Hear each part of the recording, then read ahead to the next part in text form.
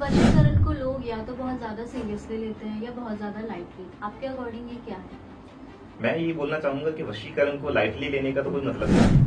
Sir, बहुत सी जगह ऐसा देखा गया है कि लाइफ में सब कुछ सही चल रहा है, वो सारे ज्योतिष के पास गए हैं, उन्होंने सब कुछ देख लिया है, उनकी कुंडली में कोई दोष नहीं है, लेकिन फिर भी उनका डाउनफॉल रहता है। तो वो सभी ऐसा बोल रहे हैं कि आपका समय बड़ा अच्छा चल रहा है। एक ने नहीं बोला, सब ने ये कहा है कि आपका समय बड़ा अच्छा चल रहा है, लेकिन पिछले 5 साल से, पिछले 10 साल से हम मतलब कि बर्बाद हो गए हैं। हमारा तो मतलब कि सब कुछ खत्म हो चुका है। सर, मेरा जैसे अभी ज्योतिष आपने किया कराए के बारे में इतनी सारी हमको जानकारी दी है, तो अगर किसी पे किया कराए हो रखा हो और हमको किसी ज्योतिष के पास नहीं जाना, या मान लेते हमको आपके पास नहीं आना, तो घर बैठे हम कैसे जाने? इसमें ना बहुत सारे जो किया कराया होता है ना, उसके इंडिकेशन मिलने लगते हैं आपको। जिंदगी में कुछ सवाल ऐसे होते हैं, चाहे हम उन्हें कितना भी इग्नोर कर ले, वो हमारे पास वापस आ ही जाते हैं। लव, रिलेशनशिप, फाइनेंशियल प्रॉब्लम, ग्रह कलेश। आज इन सब हिडन लेयर्स को डिकोड करने के लिए हमारे साथ है पंजाब के best astrologer R K. Sharma ji. Sir, एक बार फिर से स्वागत है आपका शारविन अनप्लग में। Thank you. सर, आज के टाइम में कपल्स को सबसे ज्यादा क्या प्रॉब्लम फेस करने को मिल रही है? आज के टाइम में कपल्स को जो सबसे ज्यादा बड़ी प्रॉब्लम जो फेस करने को मिल रही है, वो है मेरी नजरों में तो धोखा ही मिल रहा है। आज के टाइम पे इंसान सच्चे प्यार के लिए मारा मारा फिर रहा है। अगर लड़का सच्चा प्यार कर रहा है तो उसको लड़की धोखा दे रही है, अगर लड़की सच्चा प्यार कर रही है तो उसको लड़का धोखा दे रहा है। बहुत कम, रेयर ही कोई ऐसे केस आपको मिलेंगे जिसके अंदर दोनों ही एक दूसरे के लिए लॉयल हैं। और ज्यादातर ये हो रहा है कि आज अगर आप एक दूसरे के लिए लॉयल हो, 1 साल, 2 साल, 3 साल बाद अगर आपको कोई उससे बेहतर आपकी लाइफ में आ जाता है, ये बात मैं किसी लड़के या लड़की के लिए नहीं कर रहा, किसी के लिए भी, अगर कोई दूसरा कोई उनसे बेस्ट अगर लाइफ में आ जाता है, तो वो इंसान अपने पार्टनर को धोखा दे देता है। कोई थर्ड पर्सन की वजह से किसी को भी धोखा दिया जा सकता है, और ऐसा हो भी रहा है। ऑडियंस चाहे कुछ भी बोले कि क्या बात कर रहे हो पंडित जी, हम तो ऐसे नहीं हैं। अगर आप ऐसे नहीं हो तो आपके साथ ऐसा हो चुका है, इस बात को आप ध्यान में रखना। अगर आप ऐसे नहीं हो तो आपके साथ ऐसा हो जरूर चुका है, ये बताना चाहूंगा। इससे बचने का कोई उपाय, या हम अपने रिश्ते को कैसे स्ट्रॉन्ग रख सकते हैं? देखो, इन चीजों से बचने के लिए उपाय जो होते हैं, वो तो पहली बात तो ये कि जन्म कुंडलिका के अंदर भी होता है। लेकिन जन्म कुंडली के अंदर तो देखो होते हैं कि ग्रह चार्ट, कि हमारे ग्रह कैसे हैं, हमारे ग्रहों के बारे में पता लगता है कि भाई आप किसके लिए कैसे हो। लेकिन हर चीज को हम ग्रहों की नजरों से नहीं देखेंगे यहाँ पे, क्योंकि ग्रहों के अलावा भी कुछ पावर होती हैं, कुछ विद्याएं होती हैं, कुछ शक्ति होती है, जिस शक्ति को बोला जाता है वशीकरण। वशीकरण की भी चीजें होती हैं जिसके द्वारा भी हम ऐसी प्रॉब्लम को दूर कर सकते हैं, किसी इंसान को अपनी तरफ खींच सकते हैं, या उसको हम अपनी जिंदगी के अंदर रोक के रख सकते हैं। वशीकरण को लोग या तो बहुत ज्यादा सीरियसली लेते हैं या बहुत ज्यादा लाइटली। आपके अकॉर्डिंग ये क्या है?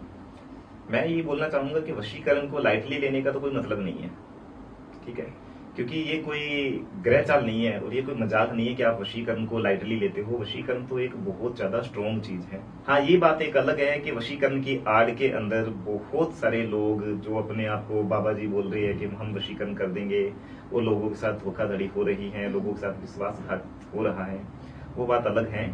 लेकिन अगर ये कोई सही मायने में वशीकरण कोई करे, और इसके लिए दोनों के ग्रह भी देखे जाते हैं कि भाई जब आप किसी का वशीकरण करते हो तो आपके ग्रहों को भी देखा जाता है कि भाई आपके ग्रह जो है वो कैसे हैं। हर इंसान के ऊपर आप वशीकरण भी नहीं कर सकते।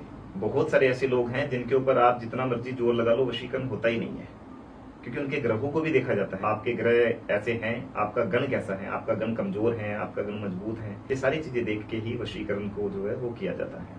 हमें कैसे पता चले कि हमारे पर किसी ने वशीकरण किया हुआ है? देखो, एक बात बताऊं, अब अगर मान लो आपके ऊपर कोई वशीकरण कर देता है, आपको तो कभी भी नहीं पता लगेगा। अगर आप पे कोई वशीकरण करेगा, आपको तो पूरी जिंदगी में कभी नहीं पता लग सकता कि ना किसी ने आपके ऊपर वश में किया है, क्योंकि आपका दिमाग जो है वो उन साइड के अंदर ही घूमता रहेगा, वहीं पे घूमता रहेगा। आपको तो ये लगेगा कि हाँ, ये जो लड़का है यही मेरे लिए सब कुछ है, यही मेरे लिए भगवान है, यही मेरे लिए फरिश्ता है। अगर कोई आदमी आपको आके बोल भी देगा कि बेटा इसने तेरे ऊपर कुछ किया है, तेरी बुद्धि को फिरा दिया है, तेरी बुद्धि को इसने खराब किया हुआ है, तो आप उसको अपना दुश्मन मानोगे, चाहे वो आपके माता पिता क्यों ना हो। आपको सिर्फ वो शख्स अच्छा लगेगा जिसने आपके ऊपर वशीकरण किया है, वही आपके लिए सब कुछ होता है।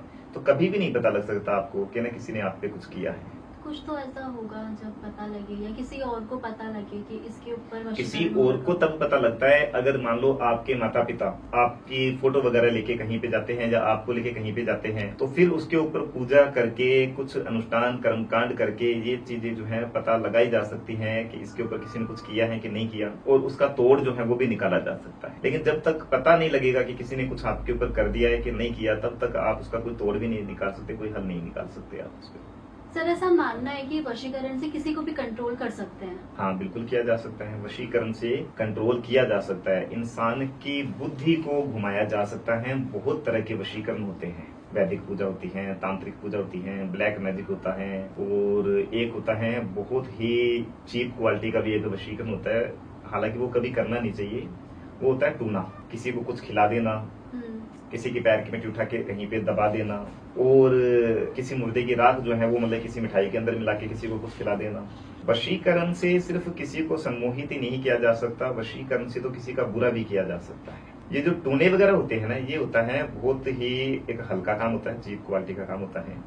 हालांकि ये कभी नहीं करना चाहिए, क्योंकि वशीकरण के अंदर अगर आप करते हो तांत्रिक पूजा या ब्लैक मैजिक करते हो, ये थोड़े महंगे होते हैं, लेकिन इसमें किसी का नुकसान नहीं है। जहाँ आप मान लो वैदिक पूजा करते हो, इसमें तो कभी भी किसी का कोई नुकसान हो ही नहीं सकता ना। तो ये यहाँ तक तो बिल्कुल बातें सही है, ये तो आप कर सकते हो। आपके ऊपर अगर जो कोई होया हुआ है उसको भी काट सकते हो इनके द्वारा। लेकिन ये जो टूना वगैरह जो आजकल लोग कर रहे हैं जगह जगह में, खास करके गाँवों में, छोटे छोटे गाँवों में टूना वगैरह चलता है। लोग यूट्यूब के ऊपर वीडियो देख लेते हैं, छोटी मोटी किताबें मार्केट में मिलती हैं, उनको पढ़ के लोग टूना वगैरह करने लगते हैं। वो जो है वो बहुत गलत चीज है। टूने में और वशीकरण में दोनों में बड़ा फर्क है। सर वशीकरण का कोई केस जो आप हमारी ऑडियंस को बताना चाहें, रियल एक्सपीरियंस आपका? रियल एक्सपीरियंस है कि देखो हमारे पास ना ऐसे केस आते हैं, हमारे पास ऐसे पेरेंट्स आते हैं जो हमें ये बोलते हैं कि जी हमारी बेटी जो है वो इस लड़के से, इस फलाने लड़के से मतलब कि प्यार करती है, और वो लड़का जो है किसी काम का नहीं है, मतलब कि काम का नहीं है, मतलब कि जात बिरादरी में उनके बराबर का नहीं है वो, और फिर भी बेटी जो है वो उसके प्यार के पीछे पागल हुई पड़ी है, मरने मारने के लिए उतारू हो जाती है कि भाई हमने शादी करनी है तो यहीं पे ही करनी है, चाहे कुछ भी हो जाए। ना उसको माता दिख रही है, ना उसको पिता, ना भाई, ना बहन, ना जात, ना समाज, कुछ नहीं दिखता उसको, क्योंकि उस लड़की का कसूर नहीं है इसके अंदर। उसके ऊपर क्रिया ही कुछ ऐसी हुई हुई है, मैली क्रिया उसके ऊपर हुई हुई है। हमारे पास ऐसे केस आते हैं जिनके ऊपर कुछ ऐसी मैली क्रियाएं, गंदी क्रियाएं हुई होती है, जिस वजह से बच्चे का दिमाग जो है वो प्रॉपर तरीके से अपने पार्टनर की तरफ, अपने लवर की तरफ हो जाता है। उसको मालूम है, लड़की को अच्छी तरीके से चाहे मालूम है कि ये मेरे को धोखा दे रहा है, ये मेरे साथ गलत कर रहा है, ये मेरे को यूज कर रहा है, ये मेरे से पैसे ऐंठ रहा है, फिर भी मतलब कि उसके पीछे, प्यार के पीछे पागल हो जाती है ऐसी लड़की। तो ऐसे केस हमारे पास आते हैं, बहुत आते हैं, और इन चीजों का हल जो है वो भी हम करते हैं। ज्यादा कोई इसमें कोई बड़ा खर्चा करने की जरूरत नहीं पड़ती, छोटे मोटे उपायों से, छोटी मोटी क्रिया करके हम इन चीजों से लोगों को हमने निकाला है, ऐसी समस्याओं को हमने हल किया है, और एक बार नहीं बहुत बारी हमने ऐसी समस्याओं का हल किया है। तो ये क्या सिर्फ अटैचमेंट होता है या सच में वशीकरण होता है? ये सच में वशीकरण होता है। वशीकरण का जो असर होता है वो आपके दिल में नहीं होता, आपके दिमाग में होता है। प्रॉपर तरीके से आपका दिमाग जो है उसके माइंड में है।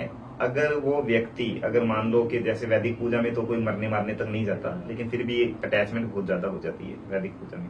लेकिन अगर कोई इंसान किसी के ऊपर ब्लैक मैजिक कर दे, तो अगर ब्लैक मैजिक किसी के ऊपर कर दे और वो शख्स अगर आपको बोल दे कि तुमने बिल्डिंग पे से छलांग मार देनी है, तुमने जहर खा लेना है, तुमने खुद को गोली मार लेनी है, सामने वाला व्यक्ति चाहे वो लड़का हो चाहे लड़की हो, उसने वही काम करना है।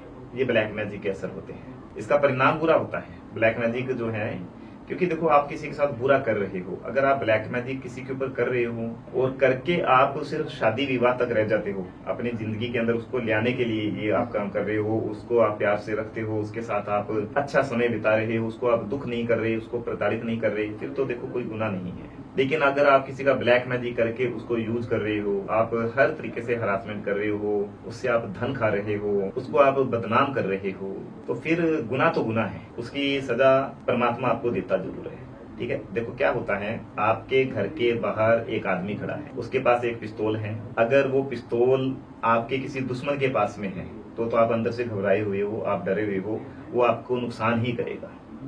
और वही पिस्तौल, वही रिवॉल्वर अगर आपके सिक्योरिटी गार्ड के पास में है, उसके हाथ में है, तो आप अंदर से सेफ फील करोगे। वो पिस्तौल तो एक ही है, लेकिन उससे आपको डर नहीं लगेगा, उससे आपको मतलब ये रहेगा कि हाँ ये मेरे सिक्योर के लिए है, ये मेरी रक्षा करने के लिए है। उसी तरीके से ब्लैक मैजिक अगर गलत हाथों में चला जाता है तो फिर उसका तो नुकसान ही नुकसान है। हमारे पास वो दोबारा लौट के भी आता ही होगा। हाँ बिल्कुल लौट के आता है, अगर गलत करोगे तो लौट के आएगा।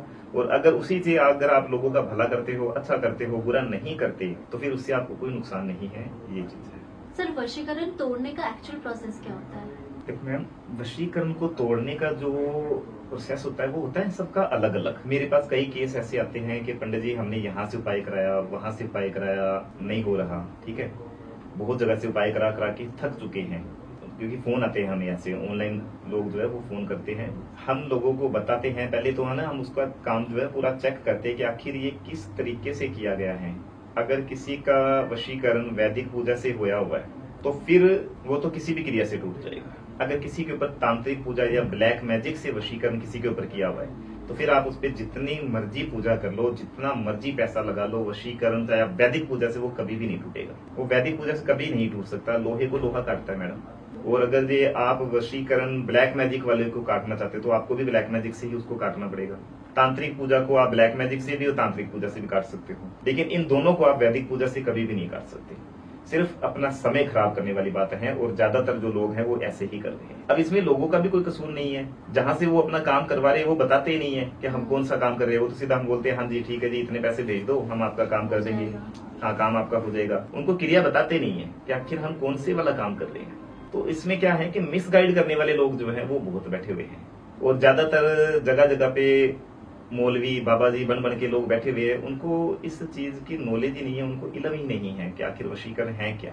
लेकिन लोग उनके पास जा रहे हैं क्योंकि वो इंटरनेट पे छाए हुए, तो लोग उनके पास फिर भी जा रहे हैं, ठीक है। और लोगों को कुछ पता नहीं है, वो लोग उनसे अपना काम करवा रहे हैं और अपना पैसा जो है वो खराब करा रहे हैं। सही वशीकरण के लिए आपको सही इंसान के पास जाना बहुत जरूरी है। मैं ये नहीं बोलूंगा कि वो सही इंसान नहीं, बहुत सारे लोग हैं, लेकिन आपको पहचानना आना चाहिए, उसको आप पता होना चाहिए। अगर आप उसकी कोई आईडी वगैरह देखते हो तो उसके अंदर ही आपको पता लग जाएगा, क्योंकि जो रियल होगा ना वो सामने खुद ही आएगा, वो वीडियो के अंदर खुद ही आएगा। कुछ लोग तो ऐसे करते सिर्फ मतलब कि लिखा होता है हाँ हम ये काम कर देंगे, हाँ हम ऐसा बना देंगे, हम वैसा कर देंगे, लेकिन करते कुछ भी नहीं है। फेक लोगों से बचने की जरूरत है, ये मैं आपको जरूर बोलूंगा। सर, वशीकरण का रियल अर्थ क्या है? वशीकरण का जो रियल में अर्थ होता है ना, वो पहली बात तो प्यार नहीं है। कोई लड़का किसी लड़की को चाहता है, उसको पाने के लिए उसके पास कोई दूसरा रास्ता नहीं, क्योंकि लड़की उसकी बात ही नहीं सुन रही। लड़का मारा मारा फिर रहा है, उससे बात करना चाह रहा है, पिछले 1 महीने से 2 महीने से 6 महीने से पीछे पीछे भटक रहा है, लेकिन लड़की का उसकी तरफ ध्यान नहीं है। जब इंसान हार जाता है तब वो सोचता है कि अपने प्यार को पाने के लिए क्या करूं, तो फिर वो वशीकरण का रास्ता चुनता है। लेकिन वशीकरण जो होता है वो सिर्फ दिमाग में ही होता है, उसका दिल से कोई लेना देना नहीं होता। चाहे वो कोई लड़की पे करे चाहे लड़के पे करे, उसका दिमाग आपकी तरफ होता है, पूरा दिमाग आपकी तरफ होता है। वो आपकी बात को सुनेगा, आपकी बात को मानेगा, हिप्नोटिज्म कह लो, वो आपकी हर बात को मानेगा, और वो आपके बिना रह भी नहीं सकेगा। अगर आपने किसी को वशीकरण किया तो वो आपके बिना नहीं रह सकेगा। लेकिन वो कुदरती नहीं होता, वो नेचर नहीं होता, वो दिल से नहीं, उसका मतलब ये वो लगाव नहीं होता, वो लगाव होता है उसका दिमाग से। अगले को ये लग रहा है कि मैं इसे दिल से प्यार करती हूँ, लेकिन उसको पता ही नहीं कि मेरे ऊपर तो वशीकरण हुआ है, ये तो मेरा मतलब कि दिमाग जो है ये बोल रहा है कि मैं इससे प्यार करती हूँ। वशीकरण से डाउनफॉल भी होता है? हाँ, वशीकरण से डाउनफॉल ये होता है, अगर ये डाउनफॉल देखो ना, मैंने आपको पहले बताया वशीकरण का डाउनफॉल सिर्फ यही है, गलत तरीके से अगर ये वशीकरण किया है तो उसका नुकसान है। गलत भावनाओं के लिए अगर ये किसी के साथ वशीकरण किया है तो उसका नुकसान है। आपको किसी लड़की से मोहब्बत है, प्यार है, और उसको आप पाना चाहते हो, उसके साथ मैरिज करना चाहते हो और उसके साथ अपनी जिंदगी जीना चाहते हो, यहाँ तक तो कोई नुकसान नहीं है। लेकिन लड़के क्या करते हैं, लड़के किसी लड़की को जिस्मानी संबंध बनाने के लिए, किसी को पाने के लिए वशीकरण करते हैं, तो वो फिर उसका डाउनफॉल है। वहां पे वो मतलब कि एक बार वो उसने वशीकरण तो कर लिया, जो भी उसके मन की भावनाएं हैं, मंसूबे, वो सब पूरे मतलब उसने कर लिए, लेकिन कहीं ना कहीं क्योंकि उसने गलत किया ना, तो उसको उस चीज का फल जो है वो भुगतना पड़ेगा। इसी को ही वशीकरण का डाउनफॉल कहा गया है। सर, बहुत सी जगह ऐसा देखा गया है कि लाइफ में सब कुछ सही चल रहा है, वो सारे ज्योतिष के पास गए हैं, उन्होंने सब कुछ देख लिया है, उनकी कुंडली में कोई दोष नहीं है, लेकिन फिर भी उनका डाउनफॉल रहता है, तो वो ऐसा क्यों? हाँ, ये बिल्कुल सही बात है। देखो, हमारे पास ना फोन पे ऐसे कई कस्टमर आते हैं, फोन के ऊपर कई कस्टमर आते हैं। कुछ लोग मेरे ऑफिस में भी आते हैं, क्योंकि मेरा ऑफलाइन और ऑनलाइन दोनों काम है। ऑफिस में आते हैं, कुछ लोग बोलते हैं पंडित जी मैंने दिल्ली से अपनी जन्म पत्रिका दिखाई है, मैंने यहाँ से अपनी जन्म पत्रिका दिखाई है, मैंने इंडिया का बड़े से बड़ा एस्ट्रोलॉजर जो है वो ज्योतिष जो है वहाँ पे मैंने छोड़ा नहीं है, सभी को मैंने अपनी कुंडली दिखाई है। सभी बोल रहे हैं कि आपका समय बड़ा अच्छा चल रहा है। एक ने नहीं बोला, सब ने ये कहा है कि आपका समय बड़ा अच्छा चल रहा है। लेकिन पिछले 5 साल से, पिछले 10 साल से हम मतलब कि बर्बाद हो गए हैं, हमारा तो मतलब सब कुछ खत्म हो चुका है। अब मेरा ज्योतिष पे से भरोसा उठ गया है। और आपके पास हम इसलिए पहुंचे हैं कि किसी ने मतलब कि रिकमेंड किया था कि भाई एक बार आप इनसे कंसल्ट करो, इनसे बात करो। तो ना ऐसे लोगों की कुंडली मैंने भी देखी है, उनकी कुंडली में तो वाकई में अच्छा योग बनता है, राजयोग बनता है। लेकिन क्या होता है कि श्रेया जी, जीवन के अंदर अगर किसी इंसान की कुंडली में या उसके जीवन में अगर दुख आ रहा है तो उसके पीछे सिर्फ कुंडली जिम्मेदार नहीं होती। कुंडली वो चीज होती है जिसको आप देख सकते हो, पढ़ सकते हो। ब्रह्मांड में और भी बहुत सारी चीजें होती हैं, वो होते हैं आपके अपने ही जो आपके दुश्मन बन जाते हैं। हालांकि कुंडली में इस चीज का जिक्र होता है छठे भाव में, कुंडली के छठे भाव में अगर जो कोई खराब ग्रह बैठा हो तो ऐसे व्यक्ति या खराब ग्रह की दृष्टि पड़ती हो तो ऐसे लोगों के गुप्त शत्रु होते हैं। लेकिन कुंडली ये बात नहीं बोलती कि वो गुप्त शत्रु कुछ करेगा भी या सिर्फ जलता रहेगा। एक तो शत्रु होता है सिर्फ जलता रहता है, कुछ करता नहीं है। आए इन्होंने कोठी कैसे बना ली, इन्होंने गाड़ी कैसे खरीद ली, इनके बच्चे बाहर कैसे चले गए, वो सिर्फ जल रहा है, कर कुछ नहीं रहा। कुंडली वो भी बता रही है छठा भाव में गुप्त शत्रु है। एक गुप्त शत्रु होता है कि वो सिर्फ जलता ही नहीं है, वो एफर्ट्स लगाता है, वो एक्शन लेता है कि आगे कैसे बढ़ गए, ये तो मेरे पीछे थे, ये आगे कैसे चले गए।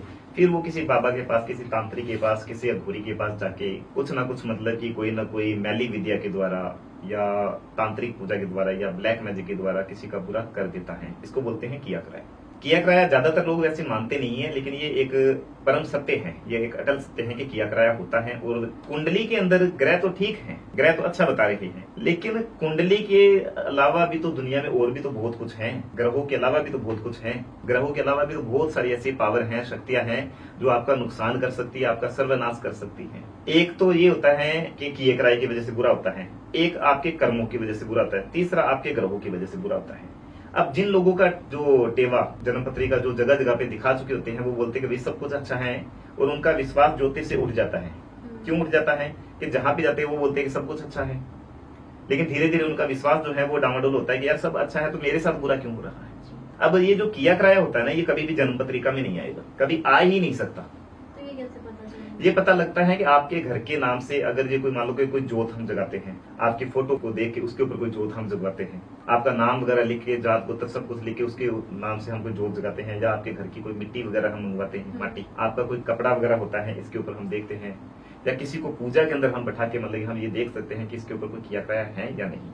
यानी कि ये किया कराया जो होता है ये कर्मकांड से पता लगता है, पता ऐसे चल जाता है कि किसने पता लग जाता है। जन्म पत्रिका में ये चीज कभी नहीं आएगी किया कराया। और वो किए कराए को दूर करने से इंसान के जीवन में जो है सब कुछ सही होता है। कई बार क्या होता है कि आपकी तरक्की को बांध देते हैं लोग, जलने वाले सड़ने वाले आपके संजोगों को बांध देते हैं।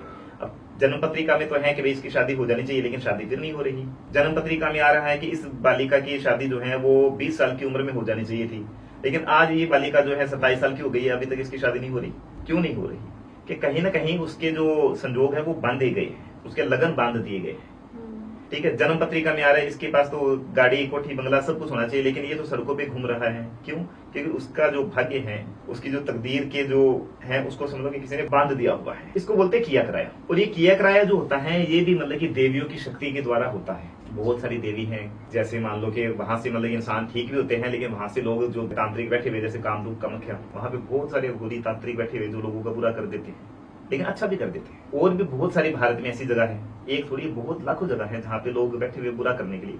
तो ये किए कराए की वजह से बुरा होता है, इसमें जन्म पत्रिका का कोई कसूर नहीं है, किए कराए की वजह से होता है। और किए कराए को बड़े अच्छे तरीके से देख के फिर उसका हल जो है वो निकाला जाता है। हमारे पास ऐसी बहुत सारी विद्या है, बहुत सारी ऐसी पावर है, शक्ति है, जिसके द्वारा हम इस किए कराए को काट सकते हैं। लेकिन क्या है कि जन्म पत्रिका को देख के हम कभी भी ये बात नहीं बताते कि आपके घर में किसी ने कुछ किया है, क्योंकि जन्म पत्रिका इस चीज को मानती नहीं है, वहां पे ये चीजें आएगी नहीं। तो कोई पूजा वगैरह करते हैं तो उस पूजा के अंदर ये चीजें पता लगती है, तब हम बताते हैं कि भाई आपके साथ में ये होया हुआ है, अगर होया हुआ है तो, और इस वजह से ये जो आपकी परेशानी है ये आई हुई है। और उसके बाद अगर ये वो छोटे मोटे उपाय करता है या छोटी सी भी पूजा अगर करवा लेता है, तो वही इंसान जो मारा मारा भटक रहा होता है क्योंकि उसके भाग्य में तो सब कुछ लिखा हुआ है कि इसको तो सब कुछ मिलेगा, लेकिन किए कराए की वजह से वो बंधा हुआ है, वो रुका हुआ है। और जैसे उस बंधन को वो तोड़ता है और फिर वहां पे वो चीजें ग्रह जो है वो काम करते हैं, जो लिखा हुआ है कि इसके जीवन में सब कुछ है, वो सब कुछ उसको मिलता है। तब वो कहता है कि पंडित जी ऐसा क्या जादू कर दिया या ऐसा कौन सा चमत्कार कर दिया आपने कि जो सोचा भी नहीं था वो हमारे को मिल रहा है। तो हम उसको ये बोलते हैं, देखो जादू हमने कुछ नहीं किया, मिला तो वही है जो आपके भाग्य में लिखा हुआ है। हमने तो सिर्फ उन बंधन को काटा है जो किसी ने बांधे हुए थे। वशीकरण और ब्लैक मैजिक में सोसाइटी में सबसे ज्यादा मिथ क्या है? वशीकरण तो देखो एक ना, जैसे आप इस चीज को समझ लो, एक मंजिल है वशीकरण, तो एक मंजिल है। उस मंजिल तक पहुंचने के लिए यानी कि वशीकरण करने के लिए रास्ते हैं। ब्लैक मैजिक एक रास्ता है, तांत्रिक पूजा एक रास्ता है, वैदिक पूजा एक रास्ता है। किसी को पाना है, पाना किसके द्वारा है? वशीकरण के द्वारा पाना है। अब उस वशीकरण को करना कैसे है, ये वो रास्ते हैं। वशीकरण एक अलग चीज है, ब्लैक मैजिक एक अलग चीज है। आप उस ब्लैक मैजिक से जरूरी थोड़ी है कि सिर्फ वशीकरण ही कर सकते हो। उस ब्लैक मैजिक से तो आप बहुत कुछ कर सकते हो। किसी का बुरा भी कर सकते हो, किसी का नुकसान भी कर सकते हो, किसी के बंधन भी बांध सकते हो, किसी के लगन को भी बांध सकते हो, किसी का आप मतलब घर बांध सकते हो कि इसके घर में कभी मतलब इनका वंश ही ना चले। उस ब्लैक मैजिक से आप इन चीजों को खोल भी सकते हो। ये ब्लैक मैजिक के अंदर ही एक चीज आ जाती है, वशीकरण। ये आप वशीकरण ब्लैक मैजिक से कर सकते हो, लेकिन दोनों चीजें अलग अलग है। सोसाइटी इसको कैसे देखती है? देखो जी ऐसे है, सोसाइटी उसको कैसे देखती है। अगर सोसाइटी के ऊपर खुद के ऊपर कुछ होता है तो उसको बड़ी गलत निगाह से देखते हैं कि लोग कैसे कैसे आगे हैं, लोगों ने हमारे ऊपर क्या कर दिया है, क्या नहीं किया है, हमारे बच्चों पे क्या कर दिया है। या मान लो कि आपके नेबर हैं, आपके पड़ोसी, उनसे आप सुनते हो कि भाई किसी ने कुछ वशीकरण कर दिया है, तो लोग ये बोलते हैं ये देखो कहाँ पे जाता है, ये देखो कहाँ पे क्या करवा रहा है। मतलब ये अगर दूसरा करे तो बुरी निगाह से देखता है, अगर खुद करे तो उसको अपनी जरूरत का नाम दे देता है कि नहीं मेरी तो ये जरूरत थी, मेरी ये मजबूरी थी कि मैंने मजबूरी में ये करवाया है। तो समाज तो क्या होता है कि असल में मतलब ही खुद किया तो अच्छा, दूसरे ने किया तो बुरा। तो ये समाज की एक रणनीति है, चाहे वो आप हो चाहे मैं हूँ, कोई भी हो चाहे वो।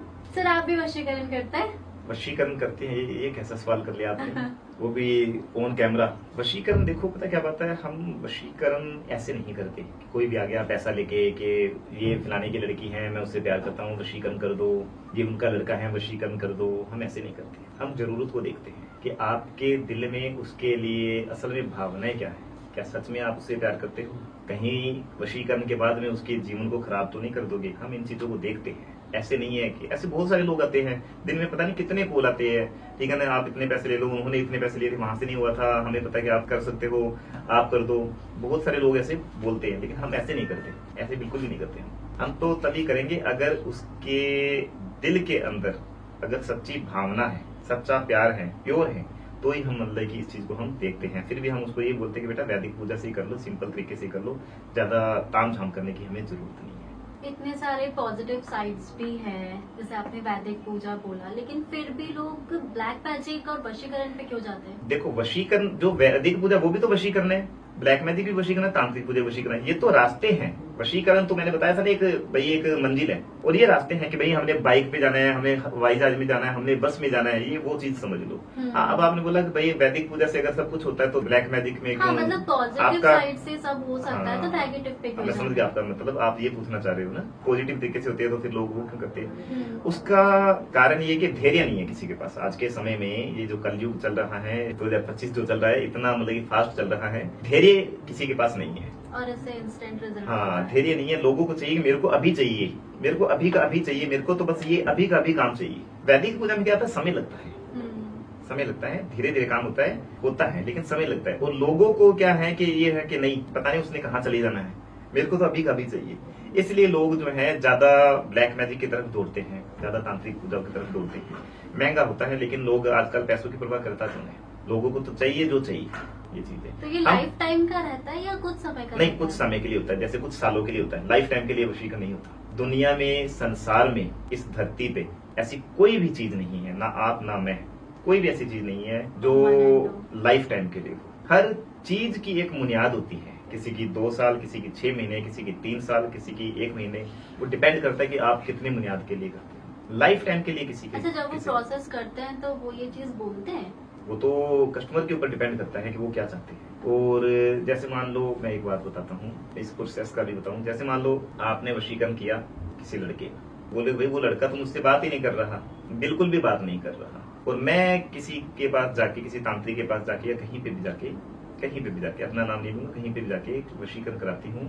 1 साल के लिए। 1 साल के बाद में जब वो टाइम खत्म होगा, टाइम पीरियड, क्या मुझे वो छोड़ देगा क्या? नहीं, वो आपको नहीं छोड़ेगा। 1 साल तक तो देखो गारंटी होती है ना, जितना भी जो भी उसका वो टाइम बांधे उतना तो उसका देखो वो होता है कि भाई जवाबदारी होता है कि भाई आपने इतने समय के लिए किया है। लेकिन जब उसकी बुनियाद खत्म हो जाती है तो उसके बाद में डिपेंड करता है आपका बिहेवियर कैसा है उस व्यक्ति के साथ। क्योंकि उसने जो 1 साल में जो आपके साथ जो टाइम स्पेंड किया है, आपके साथ वो घूमा है, फिरा है, बातें की हैं, कुछ बातें, कुछ कस्में, वो सब तो उसको याद है ना। आपके साथ क्वालिटी टाइम उसने जो स्पेंड किया वो उसको याद है। 1 साल बाद में भी उसके दिमाग में वो छाप बन चुकी हुई है, वो मेमोरीज जो है वो उसके दिमाग में आ चुकी हुई है। जब इधर से वशीकरण का जो एक बुनियाद है, जो वैलिडिटी है, वो खत्म होती है, उसके बाद में भी वो उसी तरीके से, उसी वे से ही वो बातें करेगा, उसी तरीके से ही बातें करेगा। हाँ, वो चेंज कैसे हो सकता है? 1 साल बाद, 2 साल बाद, 3 साल बाद, 5 साल बाद आपका बिहेवियर बदल जाता है, बहुत ज्यादा बदल जाता है, और आप मतलब उसके साथ बुरा सलूक करने लगते हो, तो फिर तो वो नेचुरल वो आपसे दूर जाएगा ही जाएगा। आप चाहो तो 1 साल का करके किसी को लाइफ टाइम के लिए भी रख सकते हो, लेकिन वो आपके बिहेवियर पे डिपेंड करता है। हाँ, जब तक वशीकरण की जो बुनियाद है, जैसे 1 साल मैंने बोला, उसमें आपका जितना मर्जी बुरा बिहेवियर हो वो कहीं नहीं जाएगा। ये चीज होती है। सर, जैसे अभी आपने किया कराए के बारे में इतनी सारी हमको जानकारी दी है, तो अगर किसी पे किया कराए हो रखा हो और हमको किसी ज्योतिष के पास नहीं जाना, या मान लेते हमको आपके पास नहीं आना, तो घर बैठे हम कैसे जाने? इसमें ना बहुत सारे जो किया कराया होता है ना, उसके इंडिकेशन मिलने लगते हैं आपको। कैसे इंडिकेशन मिलने लगते हैं उसके अंदर आपको? मान लो कि आपके घर के अंदर किया कराया है, तो एक तो आपके घर का जो ओरा होता है वो नेगेटिव हो जाएगा।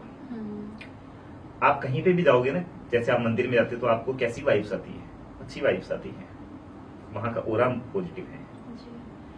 कई बार आपने नोट किया होगा, आप अपने किसी रिश्तेदार के घर पे जा रहे हो, दोस्त के घर पे जा रहे हो, या वहां पे जाके आपको बड़ी शांति मिलती है, बड़ा अच्छा मन लगता है आपको, मतलब कि ओपरा ओपरा नहीं लगता, प्राय बेगाना सा नहीं लगता, और क्योंकि वहां का ओरा पॉजिटिव है इसलिए आपको अच्छा लगता है। वो कई बार आपने ये भी नोट किया होगा कि किसी के घर पे जाते हो, थोड़ी देर बैठते हो और आपको थोड़ी घुटन सी होने लगती है और जी में चलाने लगता है, और आप सोचते हो कि यार जल्दी से यहाँ से निकले। उनके घर का ओरा जो है वो नेगेटिव होता है। अच्छा, दूसरों को भी फील होता है। ये जरूरी नहीं है कि अगर आपके घर पे किया कराया है तो सिर्फ आपको ही फील होगा, दूसरों को भी फील होता है। दूसरों का फील होगा, अगर कोई इंसान आपके घर में आ जाता है, पॉजिटिव वाइब्स वाला इंसान आपके घर में आता है तो उसको फील होगा। अगर उसके घर में पहले से ही बुरा चल रहा है, किया कराया है, और वो आपके घर में आ जाता है तो उसको तो क्या फील होना, उसके लिए तो वो घर और ये घर क्या फर्क पड़ेगा। और आपको खुद को कैसे पता लगेगा कि जैसे मान लो आप सो रहे हो, सोते हुए को आपके शरीर पे कोई भार पड़ रहा है, तो ये बुरे लक्षण हैं। आप बेड पे बैठे हो या आप घर पे चेयर पे बैठे हो, आपको ये लग रहा है कि कोई साया है पीछे, आपके आसपास में कोई खड़ा है, देखते हो तो कुछ है नहीं, आप फोन चला रहे हो, अपना मोबाइल चला रहे हो, या आप कोई बुक पढ़ रहे हो, आपको ये लगता है पास से कोई निकल के गया है, ये बुरे इफेक्ट है। कभी-कभी एंजाइटी भी होने लग जाती है। हाँ, बिल्कुल। और आपके घर के अंदर जब मतलब कि आप घर से बाहर रहते हो तो आपको अच्छा फील होता है, लेकिन जैसे ही आप घर के अंदर आते हो तो आपका बिहेवियर जो है वो घर वालों से बदल जाता है, आपको गुस्सा आने लगता है। आप इस चीज को सोच ही नहीं पाओगे, यार मैं बाहर दोस्तों के साथ तो अच्छा हूँ, वही आत्मा वही शरीर मैं बाहर लेके जाता हूँ, दोस्तों के साथ बिल्कुल अच्छा हूँ, नहीं लड़ता नहीं झगड़ता, लेकिन जब घर पे आता हूँ तो बच्चों को देख के मेरे को खिचड़ चढ़ने लगती है, पत्नी को देख के मेरे को खिचड़ चढ़ने लगती है, यहाँ तक कि माता पिता को देख के भी मेरे को गुस्सा आने लगता है, उनकी बातों पे मैं बात बात पे रोक टोक करने लगता हूँ, लड़ने लगता हूँ, झगड़ता हूँ। घर के अंदर अशांति फैली रहती है। घर में हम मतलब कि बहुत पूजा पाठ करते हैं, लेकिन फिर भी हमारे घर में अशांति फैली रहती है। घर के अंदर मतलब कि ये घर हमें काटने को दौड़ता है, ऐसे लगता है कि यहाँ से कहीं से हम चले जाए। ये इंडिकेशन है। घर में कमाई बहुत आ रही है, पैसा बहुत आ रहा है। घर के अंदर मान लो कि हम 5 जीव हैं, 5 में से हम 3 जीव कमाई कर रहे हैं, पैसा आ रहा है लेकिन पैसा रुकता नहीं है, पैसे का पता ही नहीं लगता कि पैसा गया कहाँ। क्या है ये किया कराया है। शांत रखने की कोशिश करते हैं लेकिन लड़ाई झगड़ा कलह क्लेश होता है, किए कराए के लक्षण है। घर के अंदर कोई ना कोई इलेक्ट्रिक चीजें आपकी खराब होती है, इलेक्ट्रॉनिक्स चीजें जो कुछ ना कुछ मतलब खराब होती हैं। आपने अभी मतलब कि इसको ठीक कराया है, फिर से खराब हो गई। प्लम्बर का काम कराया है, फिर से मतलब कि वो उसके अंदर पानी आने लगा, फिर से वो खराब होने लगा।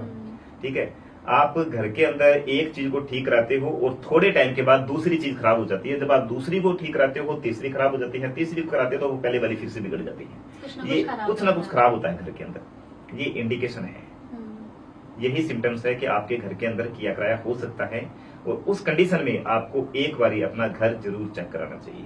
पहले अपनी कुंडली का चेक कराओ, जन्मपत्री का, जन्म पत्रिका में अगर कुछ नहीं आ रहा तो फिर अपने घर को चेक कराओ या घर के जो मेंबर हैं उनको चेक कराओ, इनके साथ में कोई ना कोई बुरी घटना घटने वाली है या जरूर घटेगी।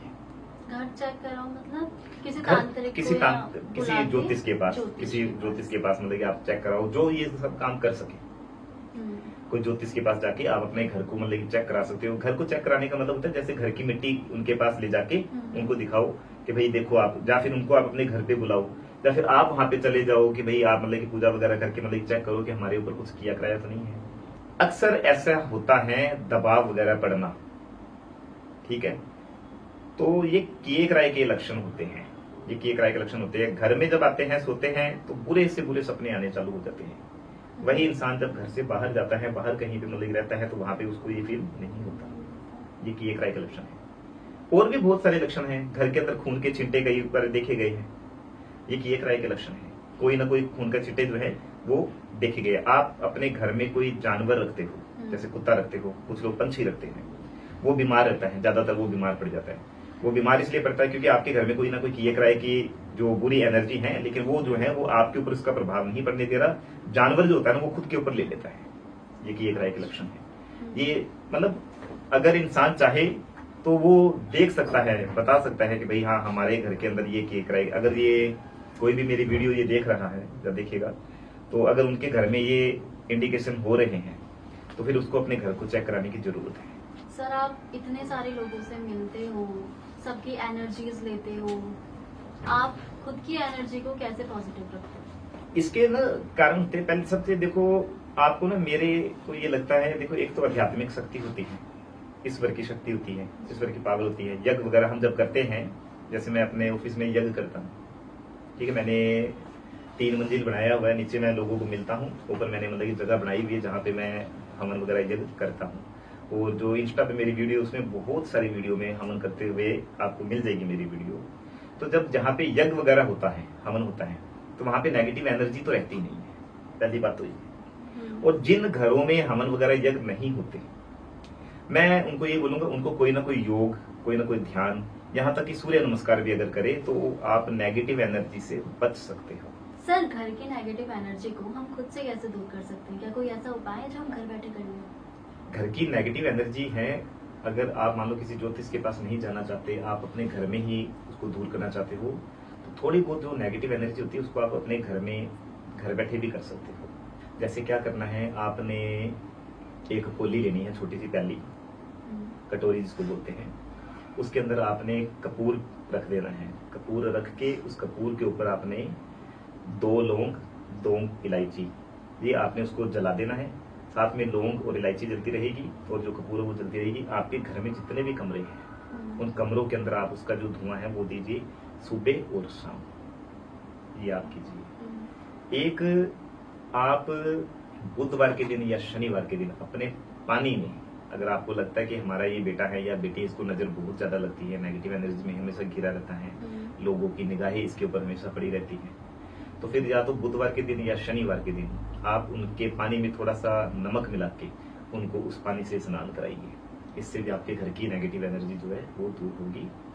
और अपने घर के अंदर हफ्ते में 2 बारी आप नमक का पोछा जरूर मारें। नमक का पोछा मारने से भी आपके घर की जो नेगेटिव एनर्जी है वो दूर होगी। सर जिनकी कोई जन्म कुंडली नहीं है उनको पितृदोष का कैसे पता चलता है? जन्म कुंडली नहीं है तो जैसे कि उनके पास उनकी डेट ऑफ बर्थ नहीं है, ये आप कहना चाह रहे हो ना, जन्म पत्रिका नहीं है। पितर दोष की ना बहुत सारी निशानियां होती हैं। पितर दोष जो है बहुत सारी सिम्टम्स होते हैं, पितर दोष के बारे में पता लग जाता है। उसमें से सबसे बड़ी चीज तो देखो, वैसे तो घर में कलह कलेश, लड़ाई झगड़ा या औलाद का नहीं होना, जैसे कि हम पिछली वीडियो में आपको बता चुके हैं ना, लेकिन इसका तो और भी बहुत सारे कारण होते हैं। बिल्कुल एक मैं आपको पॉइंट की बात बताता हूँ, जिनके घर में पितर दोष होगा उनकी थाली में जो खाना खाते हैं, खाना खाने की जो थाली होती है उसके अंदर बाल बार बार आएंगे। ये एक पितर दोष की एक निशानी है। उनके बाल सर के झड़ते हैं कि नहीं झड़ते वो एक अलग बात है, ठीक है, लेकिन जब वो खाना खाते हैं, जब वो रोटी बेल रहे हैं तो रोटी के अंदर बाल, उनकी सब्जी में बाल, जब वो खाना परोस के थाली आगे रखते हैं तो उसके अंदर बाल। अक्सर मतलब कि ऐसे लोगों की थालियों के अंदर बाल जो है वो नजर आएंगे। अगर ऐसा आपके साथ में हो रहा है तो कहीं ना कहीं आपकी कुंडली के अंदर पितर दोष हैं, छिपा हुआ पितर दोष ही हो, लेकिन आपकी कुंडली में पितर दोष हैं जरूर। ये कन्फर्म है कि अगर आपकी थाली में बार बार देखो, एक तो होता है कभी कभी आना, एक होता है बार बार आना। इसका मतलब ये साफ है कि आपकी कुंडली में पितर दोष जरूर है। ये इसी वजह से, पितर दोष की वजह से बाल आपकी थाली में आते हैं। सर, क्या हर कुंडली में पितृदोष होता है या पितृदोष तब होता है जब हमारे पूर्वजों की कोई ख्वाहिश अधूरी रह गई हो? हाँ, देखो, पहली बात तो ये कि हर कुंडली में पितर दोष नहीं होता। ये जरूरी नहीं है कि हर कुंडली में पितर दोष हो, ऐसा बिल्कुल भी नहीं है। कुछ कुंडलियों में पितर दोष होता है, लेकिन जिनकी कुंडली में पितर दोष होता है तो इसका कारण ये नहीं है कि आपके पूर्वजों की कुछ ख्वाहिश अधूरी रह गई हो। श्रेया जी, ख्वाहिश तो किसी की भी पूरी नहीं होती। ऐसा कोई है संसार में जिसकी हर ख्वाहिश पूरी हुई हो? ऐसा कोई भी नहीं है ना। अगर मान लो किसी की हर ख्वाहिश पूरी नहीं होती, बिना ख्वाहिश के अगर जो वो इस दुनिया को छोड़ के चला जाता है, तो फिर तो ऐसे तो हर कुंडली में पितर दोष आएगा। पितर दोष का लेना देना आपके पूर्वजों की ख्वाहिश से नहीं होता। पितर दोष का लेना देना होता है कि जैसे कि मैंने पिछली वीडियो में बताया था आपको कि अगर घर के अंदर बड़ा बेटा है, चाहे वो कितना भी निकम्मा हो, कितना भी निठल्ला हो, और उसको मतलब कि किसी भी क्रिया में नहीं लिया जा रहा, जैसे दाह संस्कार में नहीं लिया जा रहा, अस्थि विसर्जन में नहीं लिया जा रहा, सारे काम जो है प्रधान छोटा बेटा बनके कर रहा है, तो वो जो छोटा बेटा प्रधान बनके जो ये काम कर रहा है, उसकी आने वाली जो नस्लें होगी उसमें पितर दोष आएगा। या वो अपने बड़े बुजुर्गों का श्राद्ध वगैरह जो है वो अच्छे से नहीं करता, या उनकी क्रियाएं अच्छे से नहीं करता, तो फिर पितर दोष आएगा। ये क्रिया, ये कर्म जो होते हैं हमारे बुजुर्गों के, जो उनकी मृत्यु के पश्चात, तब पितर दोष आता है। पिता को, दादा को अगर हम बहुत ज्यादा कष्ट देते हैं, दुख देते हैं जीवते जिंदगी, तब भी कुंडली के अंदर पितर दोष आ जाता है। इसका ख्वाहिश से कोई लेना देना नहीं होता, क्योंकि मेरा मानना है कि संसार में ऐसा कोई व्यक्ति नहीं है, कोई भी व्यक्ति नहीं है जिसकी हर ख्वाहिश पूरी हो। क्या रावण की सभी ख्वाहिशें पूरी हुई थी क्या? किसी ऐसे व्यक्ति को जानते हो आप जिसकी सभी ख्वाहिशें पूरी हुई हो? है ही नहीं, ना होगा। सर, शो खत्म होने से पहले एक आखिरी सवाल, एस्ट्रोलॉजी फॉलो करें या मेडिटेशन? दोनों ही जरूरी है, क्योंकि ये जो मेडिटेशन आप करते हो, मेडिटेशन में आप क्या करते हो? आप किसी न किसी चीज का ध्यान करते हो। जैसे भगवान सूर्य देव का ध्यान करते हो, जैसे आप सूर्य नमस्कार करते हो, या फिर आप सांस जो होती है, हम सांस लेते हैं, इसका हम ध्यान करते हैं, इसको हम यहाँ पे माथे पे लेके आते हैं। मेडिटेशन जो है ये एक एस्ट्रोलॉजी का ही पार्ट है, ये एस्ट्रोलॉजी से अलग नहीं है। मेडिटेशन करने से हमारे बहुत सारे ग्रह जो है वो शांत होते हैं। जैसे किसी का सूर्य खराब है, कुंडली में सूर्य खराब है, उसने कोई पूजा नहीं की, कोई उपाय नहीं किया उसने, लेकिन वो मेडिटेशन कर रहा है, वो सूर्य नमस्कार नित्य नेम कर रहा है, तो उसका तो उस मेडिटेशन से सूर्य ठीक हो गया ना। यानी कि हम मेडिटेशन को एस्ट्रोलॉजी से अलग कर ही नहीं सकते। दोनों एक ही चीज है, एक ही चीज के दो पहलू है, ये अलग अलग नहीं होती है। दोनों को ही फॉलो करना चाहिए। बिल्कुल, हर इंसान को मेडिटेशन करनी चाहिए, हर इंसान थोड़ी देर करे अपने दिनचर्या के अंदर, अपने 24 घंटे के अंदर। मेरा मानना ये है कि मेडिटेशन के लिए कम से कम उसको 20 मिनट तो निकालनी ही चाहिए। आज हमने समझा कि चाहे लव हो, ग्रह हो या कलेश, सबका जवाब वही मिलता है जब इंसान रुककर अपने आप को सुनता है। Thank you so much for joining today. Thank you इसके लिए, और आपने हमें यहाँ पे बुलाया, एक बार ही नहीं 2 बार ही बुलाया, इसके लिए दिल से आपका धन्यवाद। Thank you guys, the Sharvin unplug. मैं हूँ श्रेया, मिलते हैं अगले एपिसोड में।